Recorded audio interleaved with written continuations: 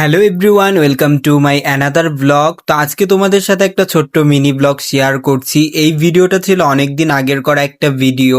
কিশোরগঞ্জ যখন ঘুরতে গিয়েছিলাম তখন আমরা গিয়েছিলাম রাত্রে গুরুদয়ালের মাঠে সবাই মিলে, মানে ভাইগনা ভাই সবাইকে নিয়ে রাত্রে একটু ঘুরতে গিয়েছিলাম। তো ভাবলাম ছোট্ট এই মিনি ব্লগটা তোমাদের সাথে আজকে শেয়ার করি। অনেকদিন হলো তোমাদের সাথে ভয়েস দিয়ে কোনো ব্লগে আমি শেয়ার করতে পারছি না, কেননা এখন আমি একটু ব্যস্ত থাকি, আগের মতো এত ভিডিও সেজন্য আপলোডও করি না। তো গুরুদয়ালের মাঠে যাওয়ার পর আমরা ফার্স্টে ফুচকা নিয়েছিলাম। তো গুরুদয়ালে জানোই যে বিভিন্ন স্ট্রিট ফুড গুলো কতটা বিখ্যাত, যারা গিয়েছো।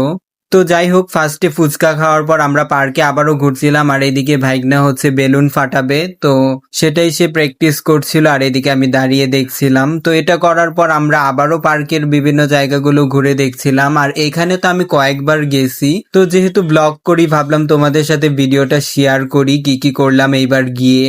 তো এরপর আবার আমরা গিয়েছিলাম কিশোরগঞ্জের এই ফেমাস ঝালমুড়িটা খাওয়ার জন্য গুরুদয়ালের। তো এটা ছিল একটা কম্বো প্যাকেজ, আর আমরাও এই কম্বো প্যাকেজটা অর্ডার দিয়েছিলাম 150 টাকার একটা মুড়ি মাখা। এখানে চিকেন, ডিম সবকিছু এই মুড়ি মাখাটাতে ইউজ করা হয়। তো অর্ডার দিয়ে এদিকে আমরা টেবিলে বসে পড়ি, আর সবারই আমি একটু ভিডিও ক্লিপ নিচ্ছিলাম।